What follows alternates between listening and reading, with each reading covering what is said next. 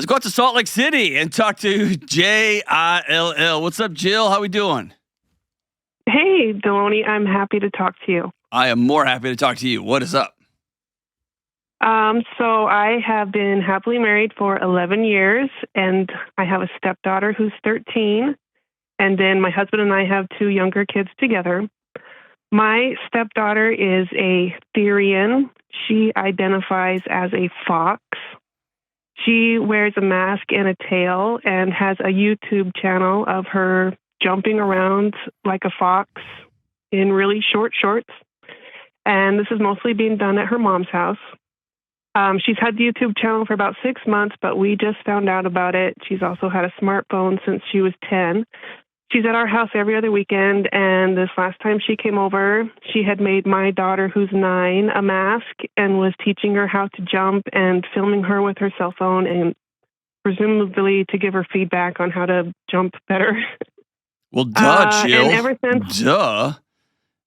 Every young fox has to learn how to jump. How else do you think they're going to learn? Hey, can we just stop for a second? Yes, please. I hope that if you've listened to the show for a while, you know, like, man, I just wade into some, and what's on the show is not a quarter of what I wade into in the real world, like with real people.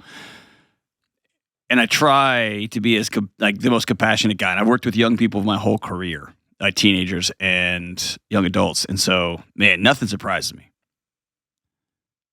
But the fact that there's a name for this, and that you have to say. I feel like we're in the Twilight Zone, that you and I are having this conversation. But continue, Jill, continue. That's why I'm calling you, because I don't know. I'm at a complete loss, and I'm shocked, and it is a whole thing, and there's a name, and there's terminology, and there's things that are offensive to them, and anyway. Okay, so ever since this last visit, now my daughter is a Therian also. She identifies as a giraffe, if you're curious. The other thing is, so my husband and I were looking at the YouTube. I'm laughing with you. No, yes, we're laughing, and we need help. And you're crying and drinking heavily. I get it. All of it. Exactly. I get it. But the way you said that, if I knew how to do this on my phone, I would make a ringtone. Just simply said, my daughter's a giraffe, in case you're wondering. It would just be my ringtone, because that was legendary. The way you said that like an exhausted, exasperated, like, I feel like you feel like how certain politicians, like executive cabinets, feel. After the politician leaves the room and they're just like, that guy thinks he's a giraffe. I don't even know what to say right now. Like, I don't know what, I don't even know what's reality right now. Like, okay, so I'll quit interrupting you. I feel like I'm in the Twilight Zone. It's okay. One more thing. Yes, I need one more thing. One more thing. So my husband and I were like one eye shut cringing, looking at the YouTube channel to see what the content is. And there was a video on there that my stepdaughter had made while she was over here at Christmas break with my 2 young kids in it, and we didn't even know about it. Yeah. So No. Yeah. Okay, first of all, with this Therian stuff, I mean, do I let my daughter continue to be a giraffe? Do I let that ride? More importantly, what rules do I have in place in my home about the internet and screens and social media? And can I tell my stepdaughter that her cell phone's not allowed here? And then overall, big picture, like what kind of relationship should I have with my stepdaughter, since I'm not her bio parent, but so much of her influence is over my house and my daughter, who's absolutely in love with her, adores her. And I'm sure a big reason my daughter's doing this is to gain good favors with the stepdaughter. Sure. All right. So where do we start here? All right, let's just start with number 1. How old's your daughter? My daughter's 9. Okay. My daughter's 8.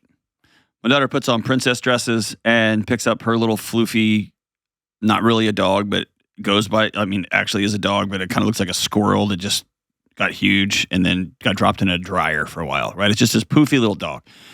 My daughter will take a dress, and she'll put like this old Elsa dress on, get the dog, get some sort of like magic staff, and run out into our backfield, into the woods. And she has these adventures and whatever. I want to support that and encourage that sort of creativity and adventure and fun and whatever weird world she's fighting dragons in. I want to encourage that all day long. Okay? When my son, who's heading into high school, comes home 1 month dressed like a punk rock kid, 1 month dressed like a country singer, like I want to encourage that. Also, in my house, encouragement comes with I get to poke fun at you too. But also, like, I love you, and I know you're trying these things on.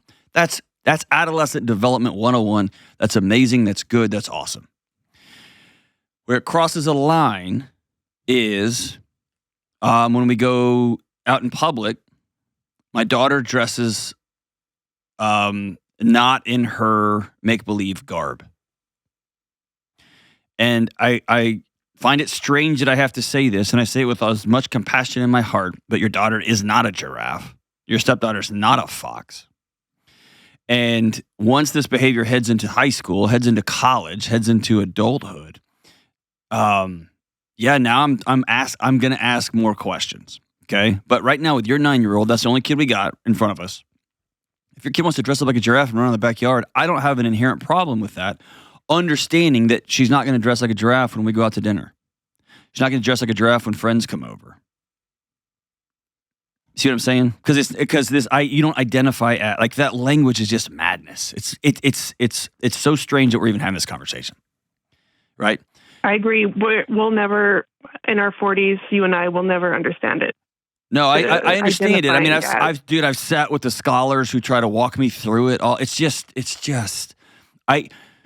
And maybe this is how civilizations collapse, as I've been told. I just don't give a lot of credence or time because there's real hurting people in the world. This stepdaughter of yours is struggling, it's hurting, right?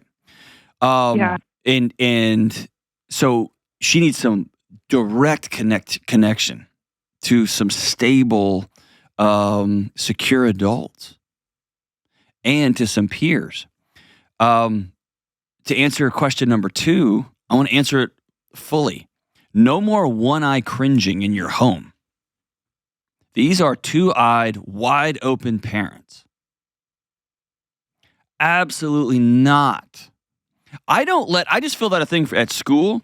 The school that my son attends is not allowed to take pictures of him and put them on the internet, much less a kid. The school at least has some legal standards. I'm not letting some 9th grader or 10th grader put pictures of my child on YouTube or on there. No way.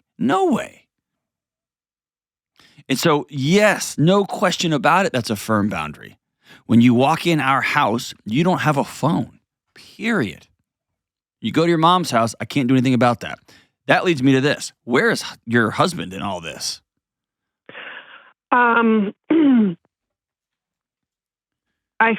It seems that he's to a place where he feels like it doesn't matter what he says to the stepdaughter or her mom. They're going to do what they're going to do. For example, she asked. Not in his house. Right, at their house. Sorry. Yeah, at their house. He's right. Jeez Louise. Yeah, they asked 9 or 6 months ago if she could have a YouTube channel, and he said absolutely not. Right. And then we find out later that it happened.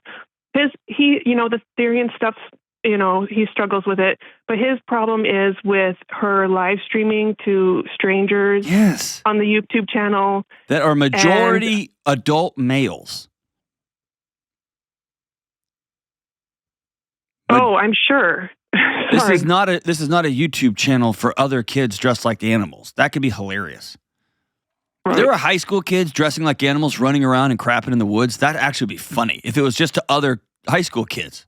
Because high school kids are hilarious when they're just allowed to be fully high school kids. You throw a phone in there and you put up on the internet, now it's a bunch of grown men.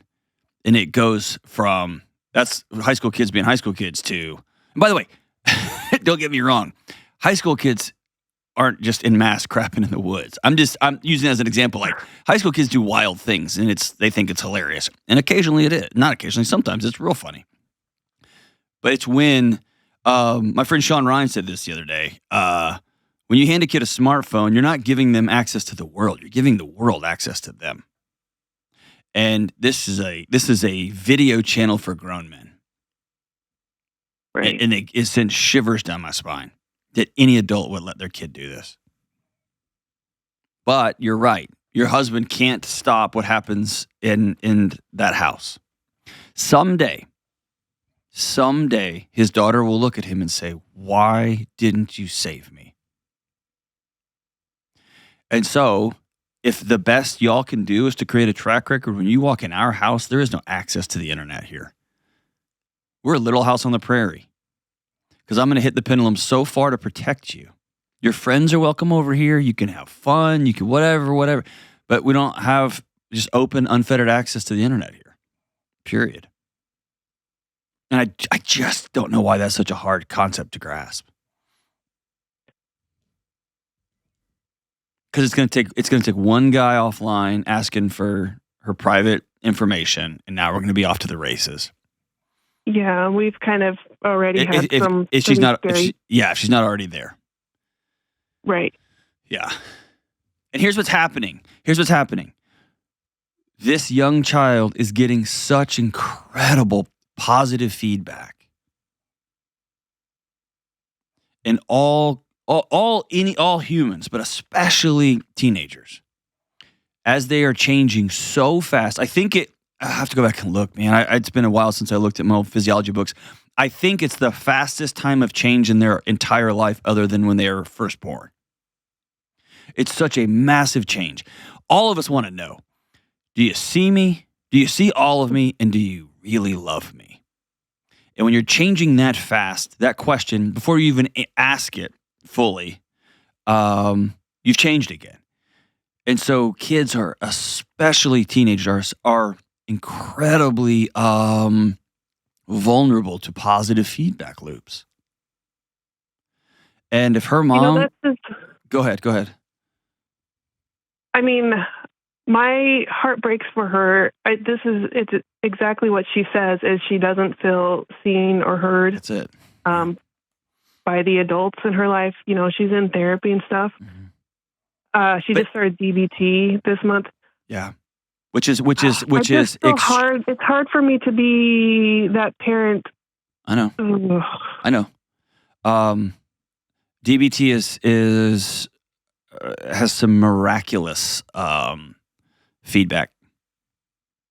I like the fact that you just said that really makes me feel at ease. Yeah.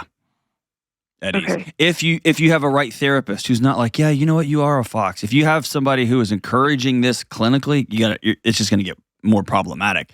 What your husband needs to know is, and I don't know if you're on as a parent or guardian, but in most states, y'all parents are actually the client, not the kid. What that means is you have access to all the clinical records, and so you can find out what sort of diagnostics there are. That makes sense? Yeah, everything that we get is kind of secondhand from the mom, so that's probably a good idea for my husband to maybe firsthand talk to the therapist. Yeah. He's going to have proof. We don't know what we're dealing with. He's going to have proof of that he's a parent or guardian, and he's going to be able to, what I would say, talk one way, which is, I need 30 minutes of your time to talk about my daughter, what I'm experiencing over here. And here's the out of control behavior. I'm parent or guardian. I need to know what you're seeing or hearing, and or any diagnostics, any medication you're recommending. And he gets access to that. But the fact that she's going through DBT means somebody somewhere probably has diagnosed her with borderline personality disorder. Is that what she has been diagnosed with? Well, they've said like ODD, and she doesn't have. She doesn't have. Well, I'm not going to say that. I'm not meeting with them, so I have no business saying that. Oh my gosh! You know, she went through regular therapy. I mean, for many years, and it's almost like kind of like nobody knows like what to do with her. And you know what? She's not a bad kid. No, she's not. She's like very respectful, and she helps my kids, and she like does the dishes, and there's just something else going on at the other house, maybe, because the mother just reports her being like defiant. For example, she won't go to school, you know, and so her mom put her in hybrid school. She wouldn't do that, so now she's on online school. Well, guess what? That's not working either. Like, she just wants to stay in her room and YouTube all day. Is there a parade of other men coming through in and out of that house? We've always been on high alert for that kind of stuff, and there is questionable men in that family, but we've questioned her and the mom and have been told that there's nothing like that's going on. Okay. But there has been like sexually deviant behavior on my stepdaughter's behalf. How old is she? She's 13. Jeez. Yeah, I might even consider disclosing that. No, I wouldn't consider. I would 100% disclose that to the counselor. Your husband disclose that to the person she's seeing, and request a formal forensic interview. And for a 13-year-old, a skilled practitioner, it won't quite be play therapy, but they will talk in a way that they can circle up and get a picture of what's might have happened in the past or what's going on. And it may not be sexual, it may not be actual abuse. It may be this kid lives in the Therian /internet /Wild West open world on YouTube and other platforms, and who knows what she has seen, and who knows what chats have recommended to her or suggested she do on camera, etc. Right? She's been sort of raised on the internet. Unfortunately, she's like searched like anime porn. Sure. She like has been caught like in closets with other girls, touching. And some of that's gonna shock people. Some of that's is I don't say developmentally appropriate. It's developmentally understandable. Okay, like curiosity and experiment. Like that doesn't weird me out. What weirds me out is sometimes anime pornography is recommended to a minor as a grooming technique. It's a way to bridge the gap between, hey, you want to meet up at my house with, here's a cartoon, right? Oh my gosh, this is so gross. Can you believe they're doing that? It's so weird, but it feels good. Wouldn't that be cool and that's how it starts. And so my question would be, was it another 12-year-old going, oh my gosh, these cartoons are insane? Or did an adult live chat her on one of her YouTube things? That's why I don't play with any of it. It's a disaster, right? Yeah, it is. I think at the end of the day, you and your husband have to draw a kingdom around your home. As for us in our house, no phones in the house, no YouTube channel. You cannot take photos of our kids, or we'll contact YouTube and have your channel shut down. I don't know if that's possible, but that's what I would say to a 13-year-old. Will there be kicking and screaming and weeping and gnashing of teeth? Of course. She's 13. That's her job, is to fight and scratch and claw against the boundaries that parents put up, especially when she's completely unbounded in another context. Yeah. And what she needs from y'all is, I love the word Becky Kennedy uses. Dr. Kennedy, she says sturdiness. She needs sturdy parents. We're going to stand there in the storm while the winds rage, because those winds are 13 years old. And then the bigger picture is you're playing a 10-year game with her. You want her to turn around at 26 and be like, those two people never stopped fighting for me and they really cared for me. That's the game. That's the where you're playing. And how can we keep her safe in the middle? And I would be on the phone with that counselor ASAP. Depending on the state, some states won't this and that. They got nonsense legislation, et cetera, et cetera. I think I've talked about it here. If I would ever talk to a teenager, because I knew that the parents could call and ask for any of my notes or ask for anything, I would always disclose to the parents and the teenager in the room, what do you want to know about first? And I would tell the teenager, all right, you heard your parents. If you're sexually active, they're going to want to know. So before you tell them you're sexually active, just know I may have to tell them. And I wanted everybody on the same page that way, because I didn't want to do any baiting and switching and violate a young person's trust. At the same time, being sexually active at 13 is different than being sexually active at 33, right? And so the safety concerns are different. all that to say is I'd be on the phone with that therapist, and you, at the end of the day, you are powerless as to what goes on at at mom's house up into a point. As for your 9-year-old, I mean, I don't want to squash the imagination and the wild thinking and the dreaming and the what ifs and I'm a giraffe. I don't want to squash that. That's an important part of adolescent development. And she has to be anchored in the real world. You're not a giraffe. Listen, I've told my 9-year-old that I think she's cute. I think it's good exercise. I love the creativity because they home make the masks. And I love that she does it for herself and for her own joy. I'm not okay with her posting it for likes and subscribers and for getting validation from outside sources. 1,000%. Okay. And without that external validation filling up that young mind and that young body with I'm loved, I'm loved, I'm loved, I'm loved. Because you and I both know that is a cheap dime store version of what affirmation is. But for many millions of kids who are holding a smartphone, it's all they got. And those smartphone creators are way better at just backing up a dump truck worth of that affirmation and dumping it into the hearts and minds of these little kids. More so than a parent who's like, take out the trash, right? And so you got all these strangers saying, you're beautiful, look at all these likes, Yeah, I mean, parents can't compete with that sort of affirmation machinery dumping into our kids. And so, yes, it's scorched earth on that side of it.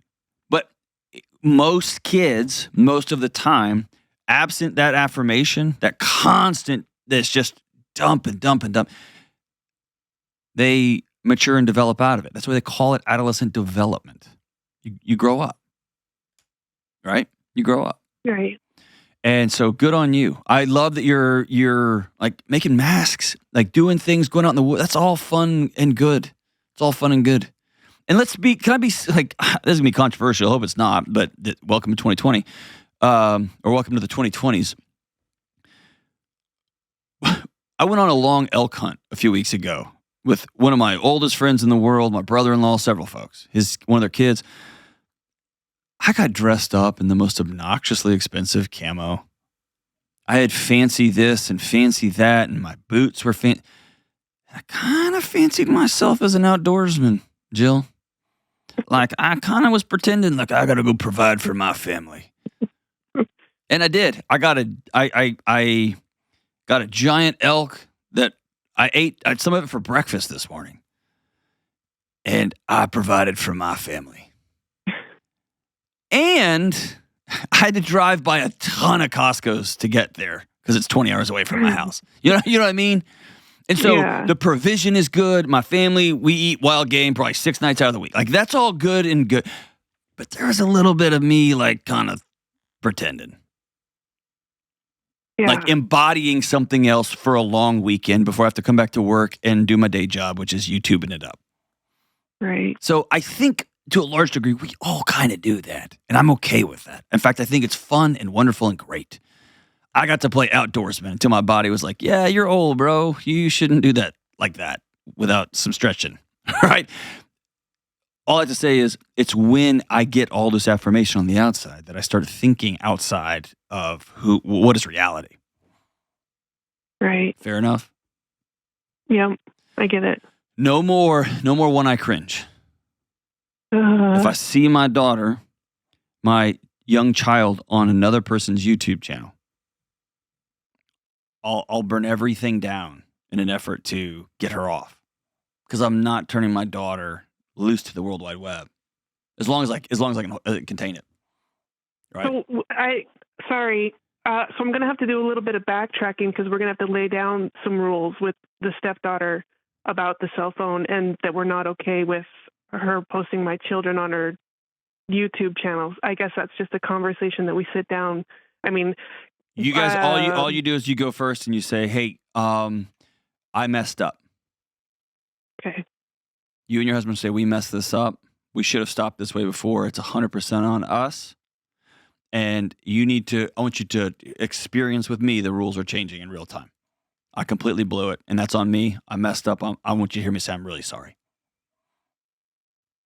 And for a kid, that can be very disarming and inviting, as opposed to when she walks in the door, like, you get that crap off you. Well, now there's a wall, and in a weird way, you've just handed over control to a 13-year-old. Yeah. When you start with an apology, I let this thing go on and I should not have, then you are firmly taking the reins. Okay. Right? I can do that. We can do that. But before you sit down and do that, write down your boundaries, write down your new rules of engagement, and expect your daughter to ask her birth mom to go to court for she can have full custody because y'all are so abusive, you won't let her have X, Y, or Z. And maybe she's allowed, because she's in high school, she can have texting privileges only in the main room, and the phone has to stay plugged in. That's how y'all know it never leaves. And the internet has to be, the app has to be deleted off the phone. So she can text. She's not cut off from Earth. You're not disconnecting her from humanity. Right? There's some little workarounds here and there. But be very clear about what your goals are, why you want to do these things, what your boundaries are going to be. Write them down, and then open up the conversation and do it over a meal. And say, this is going to be hard. But you know that we love you, and we know we have one job, that's to keep you safe. I've been telling my kids that the day they were born. I got one job. That's it. That's it. That's it. Whew. I'm sorry, Jill. That's tough. It's tough being a step parent who feels powerless. It's tough being with a husband who's just like, I'm exhausted, and I know how hard it is, and you can't quit. You can't quit. And this weird world where kids are running their own TV shows live. And now we're into the Therian world where I identify as, I don't have words for it. It's just madness. And so I'm not going to even give it a time. And at the same time, we have a innovation and imagination crisis in our world. And so I don't want to take imagination and fun and play and building and running around and being giraffes. Knock your lights out, man. I played Johnny Hunter a few weeks ago. That's fine. But you have to stay anchored to the real world. You have to stay anchored to reality. And you have to stay anchored to some sort of decorum. As a culture, we can't throw out all decorum. Because you get anarchy, you get chaos. So yeah, dude, run around the backyard. Be a giraffe. Have fun. When you sit down at the dinner table, you have to take your mask off. When you go out to dinner, you can't walk on all fours. You have to stand up. And there may be some dinners you can't go to because your kid won't stand up. Okay. There may be some birthday parties they miss out on. That's part of it. That's part of parenting.